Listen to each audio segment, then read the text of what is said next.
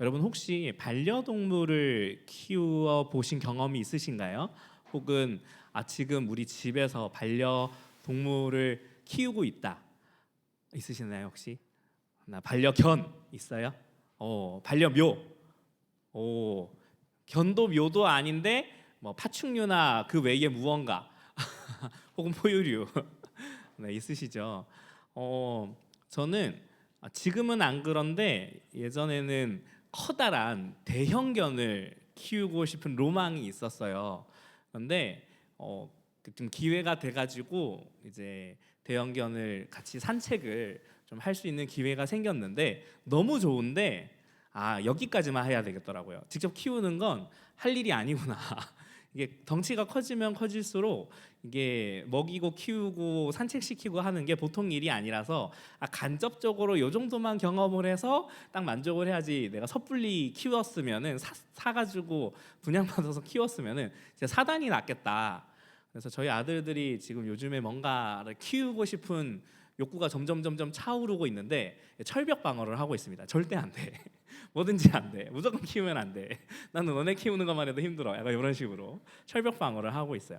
제가 이 얘기를 왜 하냐면 특히 뭐 반려묘는 거의 이제 그 훈련이라는 개념이 존재하지 않죠. 근데 반려견은 훈련을 시켜야 돼요. 근데 좀 소형견이나 중형견 정도는 그래도 괜찮은데 대형견으로 넘어가면은 전문가를 모셔가지고 얘를 어떻게 케어를 해야 되는지, 이제 성장 과정에서 이제 주인이랑 어떤 유대감을 쌓아야 되며 어떻게 훈련을 시켜야 되는지, 그다음에 뭐 이렇게 산책을 갈 때는 어떻게 산책을 해야 되고 뭐 아이템은 어떤 걸 써야 되는지 이런 거를 제대로 배워야 대형견이 산책을 하다가 뭐 갑자기 튀어나오는 고양이나 다른 개들을 만났을 때 막 싸운다거나 하지 않고 사람한테 덤비지 않고 잘 이렇게 그 사람들이랑 더불어서 살아갈 수 있다고 하더라고요. 훈련을 할 때 여러분 보통 뭘로 훈련하는지 아세요? 아마 대부분 잘 아실 건데 먹을 거 딱 해놓고 기다려. 이거 제일 많이 하거든요. 어떤 거는 영상을 보면 이런 것도 있어요. 코가 이렇게 리트리버 같은 경우는 기니까 코 위에다가 탁 먹을 거 올려놓고 기다려 이러고 있거든요. 그러면 훈련이 잘 되면은 기다려 하고 있다가 먹어도 돼 이렇게 하면은 갑자기 어느 순간 팍 하면서 코 위에 있는 게 사라져서 입안에 들어가. 너무 신기하고 또 재밌더라고요. 근데 보면은 이 훈련을 시키는 첫 단계 때 옆에서 봤거든요. 이게 다 해놓으면 진짜 침을 줄줄줄줄줄줄 흘리면서 기다려. 무슨 말이냐면 너무 먹고 싶어가지고. 그리고 이 기다려가 아직 안 될 때는 기다려하는 주인을 막 공격하고 덤비려고 하고, 이 훈련이 충분히 안 된 동물들은 이 주인이랑 관계가 아직 안 돼 있거나 이렇게 훈련이 잘못됐을 때는 주인이 기다려고 먹어가 어디 있어. 주인한테 으르렁거리고 막 소리 지르면서 막 덤비려고까지 하면서 먹을 거 내놔라고 하거나, 이제 주인이 먹을 걸 줬는데 심지어는 주인이 뺏어갈 거라고 염려를 해가지고 주인이 가까이 다가오면 자기가 숨겨놓은 간식 뺏길까봐 으르륵 하면서 막 물려고 하고, 이런 어처구니 없는 모습들이 있죠. 제가 이 말씀을 왜 드리냐면 우리가 볼 때는 그 반려동물들한테 제일 중요한 게 그 먹는 거 주는 거잖아요. 그죠? 걔네들한테도 그게 너무 중요하니까 그거 가지고 훈련이 된단 말이에요. 사람은 어떨까요? 사람은 먹는 걸로 이렇게 훈련을 동물한테 하듯이 한다고 생각을 해보세요. 좀 기분이 나쁘지 않나요? 사람은 어떻게 아무리 그래도 그렇지, 사람이 반려동물하고 다른데 먹는 걸 가지고 비교를 하고 훈련을 시키겠어. 좀 더 높고 좀 더 고상한 가치로 이제 좀 훈련을 시켜줘야지. 걔하고는 급이 다르잖아요, 그죠? 근데 사실 오늘 성경을 읽어보면 꼭 그렇지도 않은 것 같아요. 제가 설교 제목을 정할 때 먹이시고 가르치시는 하나님이라고 정하기 전에 이 출애굽기 말씀을 보면서 무슨 생각을 했냐면 이건 조련이다. 왜냐하면 출애굽한 이스라엘 백성들이 하나님의 말씀을 따라서 이제 출애굽을 해서 이제 광야를 지나가지고 이제 시내산으로 가는 여정이 있는데, 그 여정 속에서 하나님 앞에 순전한 마음으로 기다리기보다는 거의 으르렁거리면서 덤비는 상황이 펼쳐지기 시작을 하거든요. 맨 처음에 마라의 스물이라는 곳에 도착을 합니다. 이 마라라는 곳에 도착을 해가지고 물을 마시려고 봤더니 물이 너무 써서 마시지를 못하겠대요. 그러니까 얘네들이 화가 난 거예요. 화가 나가지고 이집트에서는 먹을 게 더 많았는데 뭐 우리를 왜 여기까지 데리고 나와가지고 불평불만을 하게 됩니다. 그런데 하나님이 참 이상하죠. 처음부터 그러면 불평불만 안 하게 좋은 걸 탁 바로 주시면 되는데, 마라의 쓴물 사건이 있고 그다음에 엘림 갔다가 엘림 지나서 그다음에 이제 시내산 가는 그 중간쯤에 한 번 또 이제 배가 고파가지고 그쯤에 만나를 주는 사건이 있고, 이제 세 번째는 이제 마사 혹은 느리바라고 불리는 곳에 가가지고 거기서 또 마실 물이 없다 그래서 사람들이 분노를 폭발시켜가지고 물 내놔라고 하면서 돌을 들어서 모세를 치려고까지 하는 상황까지 갑니다. 아니 근데 좀 이상하지 않아요? 하나님이 처음부터 좀 잘 주시지, 이 시내산 언약 하는 길까지 광야에서 완전히 편안하게 광야길을 간다 할지라도 거의 모든 게 다 준비되어 있는 글램핑을 하듯이 하나님이 착착착착 해주시면 되는데, 계속 무언가 먹는 거에서 브레이크를 한 번씩 걸으세요. 왜 그럴까요? 우리 출애굽기 15장 25절에서 26절 말씀을 한번 볼까요? 다 함께 읽어보겠습니다. 시작. 모세가 여호와께 부르짖었더니 여호와께서 그에게 한 나무를 가리키시니 그가 물에 던지니 물이 달게 되었더라. 거기서 여호와께서 그들을 위하여 법도와 율례를 정하시고 그들을 시험하실세 이르시되 너희가 너희 하나님 나 여호와의 말을 들어 순종하고 내가 보기에 의를 행하며 내 계명에 귀를 기울이며 내 모든 규례를 지키면 내가 애굽 사람에게 내린 모든 질병 중 하나도 너희에게 내리지 아니하리니 나는 너희를 치료하는 여호와임이라. 아멘. 자, 여기 본문을 보면 아직 시내산 언약을 맺기 전이에요. 출애굽을 하고 나온 지 얼마 안 됐을 때인데 지금 하나님이 무언가를 정하셨대요. 뭘 정했어요? 법도, 율례, 규례를 주셨대요. 이거는 뭐하고 비슷하냐면 결혼을 하기 전에 연애를 하는 단계하고 비슷해요. 결혼을 하게 되면은 부부간에 지켜야 될 절대로 깨면은 안 되는 약속들이 있잖아요. 근데 그것보다는 조금 하위 호환으로 연애 단계에서 지켜야 되는 게 있고, 연애보다 썸 단계면은 연애할 때만큼은 아니지만 남자와 여자가 서로 지켜야 되는 게 있잖아요. 만약에 연애하는 단계인데 나한테 얘기를 안 하고 남사친 여사친을 만나러 갔다. 그럼 이 사람을 계속 사귈 수 있을까요? 쉽지 않겠죠. 이제 크게 한번 싸울 가능성이 크잖아요. 그런 것처럼 하나님이 시내산 언약을 맺기 전에 출애굽한 이스라엘 백성들한테 성경에 다 기록을 하지는 않았지만은 너희와 나 사이에는 지켜야 될 규례, 율례, 법도가 있어 하고 그것을 먼저 사전에 주셨던 걸로 보여요. 오늘 본문에 보니까. 그리고 이것을 주시면서 하나님이 이스라엘 백성들이 무언가를 마시고 먹기 전마다 한 번씩 기다려, 멈춰라고 하면서 하나님이 그들과 자신들 사이에 어떤 관계가 형성이 되어야 되는지를 훈련을 하고 준비를 시키려고 합니다. 한편으로 생각을 해보면 이렇게도 생각할 수 있을 것 같아요. 출애굽 1세대가 와, 오죽 안 좋은 상태면 이렇게 동물을 조련하듯이 먹는 거를 가지고 광야에서 훈련을 시키셨겠나라는 생각이 들거든요. 근데 사실 출애굽 1세대만 그런 건 아니에요. 출애굽 1세대는 이 구약교회, 광야교회라고 부르기도 하는데 사실 오늘의 우리 모습하고 크게 다르지 않거든요. 왜냐하면 사람들이 지금도 제일 힘들고 어려운 게 뭐냐면 나의 생업, 나의 먹고 사는 문제예요. 그죠? 그래서 나의 먹고 사는 문제에 대해서는 누가 함부로 나한테 얘기를 못해요. 제 예전에 어떤 일이 하나 있었냐면 나이가 이제 50이 넘어가지고 60을 바라보시는 이제 거의 아줌마 한 분이 계셨어요. 근데 본인은 본인 스스로를 이제 아줌마라고 하는 거에 있어서 조금 못 받아들여 했는데 너무 이제 그 성인이 되고 난 다음에 어려운 환경이나 상황을 많이 맞닥뜨리면서 좀 우울증도 좀 심하게 오시고 사람들 대인기피증도 좀 생기고 그래서 정상적인 뭐 학업이나 뭐 직장 생활을 못 했어요. 그러다가 예수님을 만나서 회복이 돼가지고 이제 나 이제 사람들 만날 수 있을 것 같고 이제 사람들이랑 이제 교제도 하고 이제 직장 생활도 할 수 있을 것 같아 하고 세상으로 탁 나오려고 하는데 문제가 있어. 여러분 나이 50 후반 된 여자분이 앞에 아무런 그 경력이 없는데 이제 먹고 살기 위해서 돈을 벌고 하나님 앞에 예물을 드리려고 세상에 나가서 직업을 구하려고 하는데 이게 쉬울까요? 어려울까요? 너무 어렵잖아요. 그죠? 아무도 자기를 안 써주는 거야. 그러니까 이분이 너무 괴로웠어요. 나 이제 좀 괜찮아져서 하나님 앞에 이제 그 예전에는 겨우 1,000원도 감사원금 못했는데 그래도 예물이라도 잘 드리고 예배 잘 드리고 싶은데 나를 이렇게 고용을 해주는 데가 없나? 공부도 갑자기 할 수도 없고 뭐 그런 상황이었어요.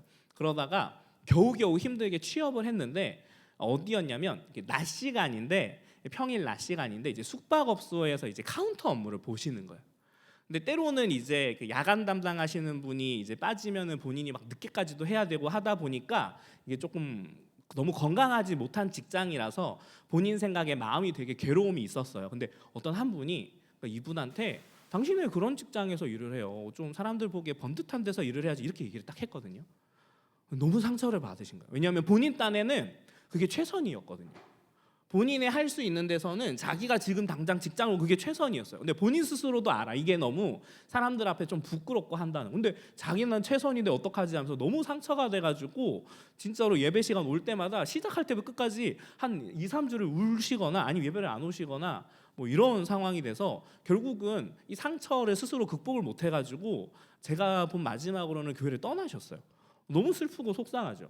근데 그만큼 내가 어떤 직업을 가지고 먹고 살 건가 하는 문제는요, 남들이 함부로 쉽게 말하지 못할 만큼 너무나 어려운 문제입니다. 왜냐하면 내가 당장 먹고 사는 문제는 사실 다 너무 중요한 문제잖아요. 그죠? 그리고 나의 삶의 의미는 어떤가, 나는 어떤 존재인가라는 것도 이걸 통해서 다 얻을 수 있기 때문에 그래요.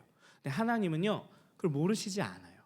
모르시지 않음에도 불구하고 우리의 삶 속에 자꾸만 이 문제들을 턱턱 걸리게 브레이크를 주시는 거예요.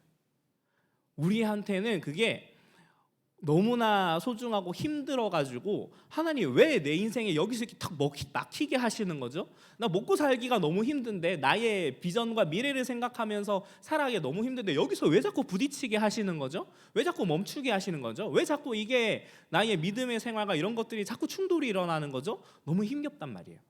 하나님이 여기에 이걸 모르시는 게 아니라 뜻이 있어요. 바로 우리가 살아갈 때 우리의 삶이 순전하고 순탄하게 이루어지는 게 그냥 하나님의 목적이 아니라 하나님과 우리 사이에 온전한 관계가 형성이 돼야 돼서 그래요. 근데 하나님이 이걸 우리한테 나쁘게 하려는 게 아니에요. 신명기 8장을 한번 볼까요? 신명기 8장 16절, 17절, 18절에 보면은 이 모세를 통해서 하나님이 출애굽한 이스라엘 백성들에게 이렇게 하신 이유를 설명해 놓습니다. 뭐라고 해놨습니까? 이는 다 너를 낮추시며 너를 시험하사, 노란 글씨만 읽어봅시다. 시작. 마침내 내게 복을 주려 하심이었느니라. 아멘. 여러분, 우리는요, 우리 삶에 아무런 문제가 없고 형통하고 다 잘되고 성공하고 대단해지고 이런 것만 복이라고 생각을 하는데, 여러분, 요셉이 감옥에 갇혔을 때도요, 하나님이 요셉이랑 함께 하셔서 형통하셨다라고 성경은 기록을 해요. 하나님께서 우리에게 주시는 형통과 복의 의미는요, 우리가 생각하는 것과는 생각보다 결이 굉장히 많이 다릅니다. 오히려 하나님은 하나님 자신과 우리가 서로의 지켜야 될 선들을 지키면서 서로를 존중하며 함께 아름답게 평화롭게 행복하게 지낼 수 있는 이것을 위해서 우리를 훈련시켜 나가고, 그러기 위해서 그들에게 광야가 필요했으며 먹는 문제에서도 멈추는 것들이 필요했어요. 자, 그래서 하나님은 어떻게 하셨을까요? 에스겔 20장을 한번 볼까요? 에스겔 20장, 네, 노란 글씨만 한번 읽어보겠습니다. 시작. 그들을 거룩하게 하는 여호와인 줄 알게 하려고 내 안식일을 주어. 하나님께서 이들에게 먹는 것을 통해서 훈련을 하시는 게 있었어요. 그게 뭐였냐면, 넘겨주세요 슬라이드. 그게 뭐였냐면, 하나님이 하나님과 함께하는 이 안식이라는 개념을 그 이스라엘 사람들한테 몸에 박으려고 하는 거예요. 자, 하나님이요, 세상을 창조하시고 난 다음에 아담과 하와한테 맨 처음 주셨던 게 안식일이거든요. 맨 마지막 날 사람을 창조하시고 사람에게 맞이하는 첫째 날에 안식하는 날을 주셔서 하나님과 사람이 함께 안식을 누리는 이 인류에게 있어서 최고의 복된 시간을 하나님 자신을 주시면서 하려고 했는데, 인류가 죄로 인해 타락하면서 이것 자체가 완전 박살이 나버린 거예요. 출애굽 1세대가 이제 하나님을 닮아서 회복이 돼가야 되니까 하나님이 제일 인류랑 하고 싶은 게 뭐겠어요?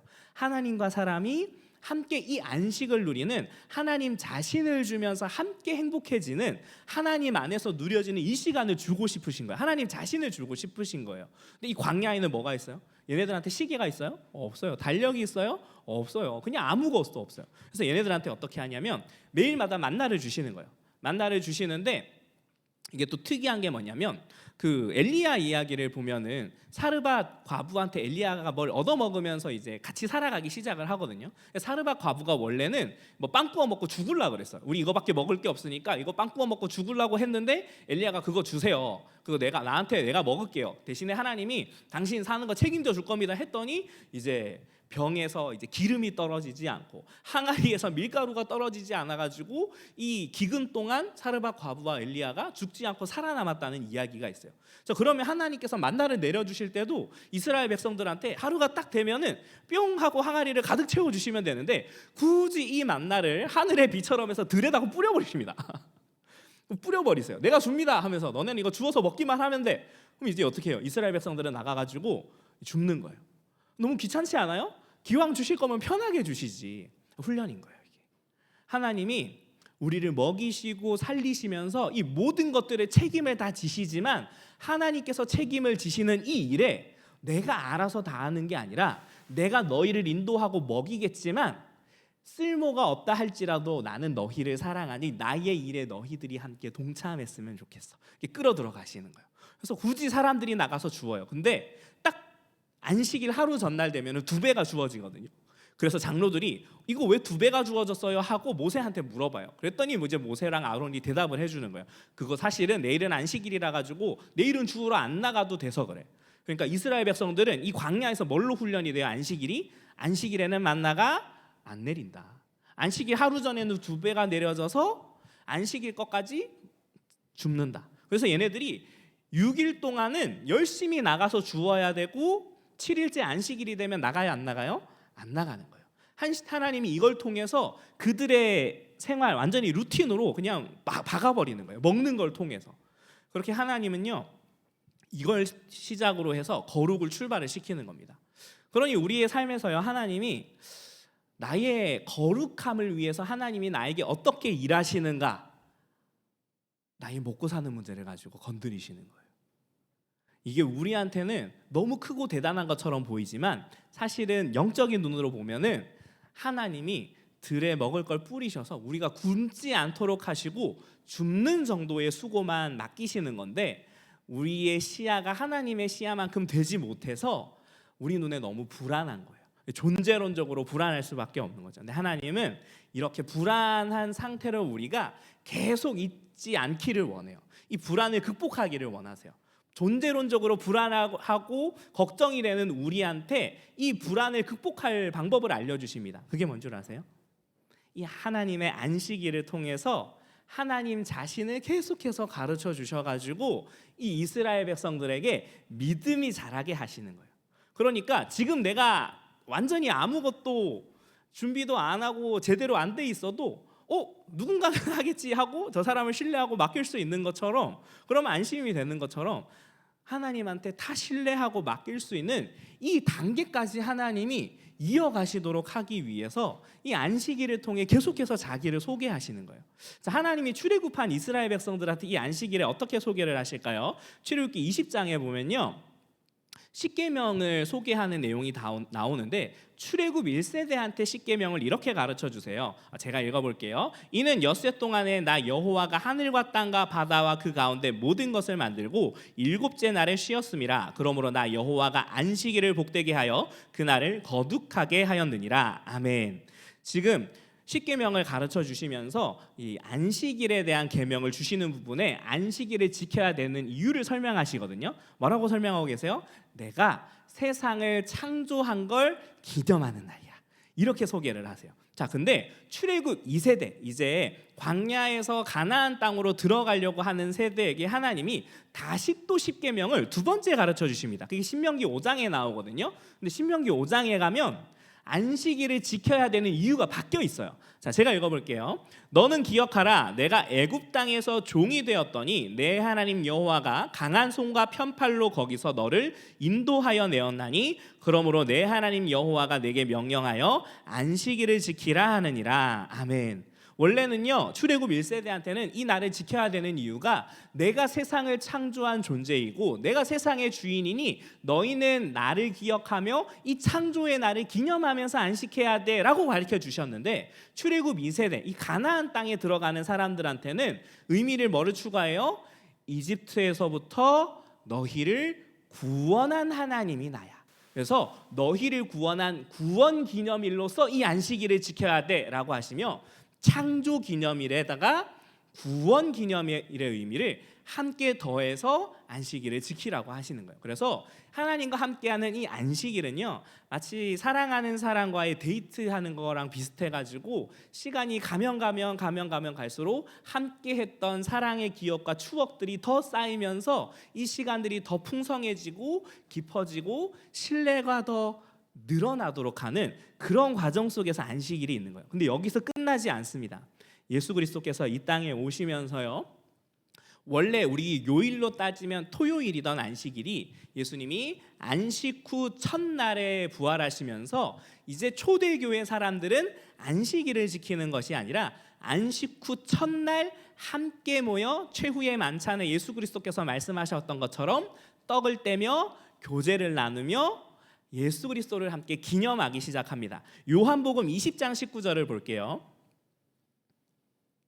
제가 읽어보겠습니다. 이날 곧 안식 후 첫날 저녁 때에 제자들이 유대인들을 두려워하여 모인 곳의 문을 닫았더니 예수께서 오사 가운데 서서 이르시되 너희에게 평강이 있을지어다. 예수님께서는요, 이 안식일의 의미인 하나님이 창조주이시다, 하나님이 구원자이시다라는 의미를 넘어서서 너희에게 새로운 이 안식의 의미를 줄게. 바로 부활 기념이냐. 예수 그리스도인 내가, 기다렸던 메시아인 내가 너희를 위해서 부활한 것을 너희가 함께 기억하면서 마지막 하나님의 완전한 안식에 들어가는 그 최후의 날을 기대하며, 그 마지막 하나님의 날을 기대하면서 이 안식일의 의미를 안식 후 첫날 주의 날로 합치며 더 풍성하게 교회 안에서 누리렴 하면서 이것을 우리한테, 정확하게는 교회의 선물로 탁 주셨어요. 그래서 우리는 이제 이 안식일의 의미를 알고 누려야 되는 하나님의 백성들이 돼요. 이걸 오늘날 우리한테 적용하면 어떻게 되냐면요, 우리가 주일이 지나서 월, 화, 수, 목, 금, 토, 일 살아가요. 근데 믿는 사람들한테 이 일주일 중에 제일 중요한 날은 어떤 날이에요? 당연히 하나님을 예배하는 주일이죠. 근데 하나님이 이 일주일이라는 이걸 주셨잖아요. 근데 제일 중요한 날은 한우만 주셨어. 나머지 6일은 세상에서 힘써 일하는 날이에요. 그죠? 근데 그럼 6일은 안 중요할까요? 아니에요. 너무 중요해요. 하나님의 말씀을 듣고 세상으로 나가서 우리가 열심히 일하고 성실하게 일하고 하나님의 말씀을 우리의 삶에 적용하며 세상 속에서 빛과 소금으로 살아내면서 때로는 깨어지고 때로는 하나님의 은혜를 맛보면서 기쁘게 살아가다가 우리가 우리 삶에 브레이크를 탁 걸어요. 멈춰요. 이 나의 시간들, 하나님을 위해 살아가려고 했었던 나의 시간들을 멈추고 다시 주님의 날, 주님께서 부르시는 주님의 몸된 교회로 나와서 함께 하늘 가족인 우리가 모여 예배를 드리면서 하나님이 어떤 하나님이신지, 우리에게 어떤 구원을 베푸셨는지, 어떤 우리에게 최후의 소망을 주고 계시는지를 말씀을 들으면서 다시 하나님과 함께하는 믿음을 쌓아가고 신뢰를 더 풍성하게 하고 사랑의 교제를 나눠 갖는 겁니다. 이게 없으면 어떻게 되냐면 우리의 모든 시간들이 내 시간인 것 같아요. 그래서 월화수목 금금금금 주일 없이 월화수목금 월화수목금 월화수목금, 얼마나 끔찍해요. 근데 하나님이 멈추게 하시는 거예요. 근데 이 멈추게 하심이 너를 위한 멈춤이 아니라 나를 위한 멈춤이야. 그래야 네가 무너지거나 망가지지 않을 수 있어. 왜냐하면 사람은요, 참 신기하게도 하나님이 어떻게 만드셨냐면 혼자 있으면 되게 이기적으로 행동하게 만들었거든요. 사회생활을 많이 안 하면, 사람들이랑 교제를 많이 안 하면 아무리 사랑을 주려고 해도 그 사랑을 제대로 받지 못하고 이기적으로 반응을 해요. 더 달라고 그러거나, 사랑을 주는 게 주는 건지도 모르고 감사한지도 몰라요. 그런데 사람들이랑 계속해서 같이 교제를 하고 더불어서 살아가면 누군가 나를 배려를 해줄 때 배려를 해주는구나 하면서 감사하게 알게 되고, 그 고마움을 표현할 줄도 알게 되고, 함께 더불어서 아름다운 공동체로 살아갈 수 있거든요. 근데 이걸 사람끼리만 하는 게 아니라 하나님이 누구랑 하자고요? 하나님 자기랑 하라고요. 말씀을 맺겠습니다. 하나님은요, 자기 백성을 살게 하시고 먹이시고 입히시고 기르시고, 그리고 이런 표현이 좀 죄송하지만 조련까지 하시는 분입니다. 그리고 하나님은 이렇게 우리를 하나님의 거룩으로 인도해 가시는데, 사실 우리의 도움이 필요가 없음에도 불구하고 우리를 그 하나님의 일하심에 동참케 하시면서 우리 스스로가 기쁨을 누리고 또 자부심도 누리고, 하나님 저 이런 것까지 해서 하나님 앞에 섬김과 헌신을 했어요, 기쁨으로 나아가는 것도 그 장도 마련해 주셨어요. 그러니 우리는 이 주의 날을 너무너무 소중하게 여기고, 우리의 가장 중요한 시간들이 있고, 이 주의 날을 사실은 나의 시간으로 쓰면서 나를 위해 안식하는 것처럼 안식하고 싶으면 그 욕심들이 있다 할지라도 내려놓고 이 시간 하나님께 드리는 시간이야. 하나님과 영적 교제를 나누는 게 정말로 나에게 생명이 되는 은혜의 시간들이야. 이게 나를 살게 해라는 걸 맛보고 깨달는 그런 우리 장중 여러분들 되셨으면 좋겠습니다.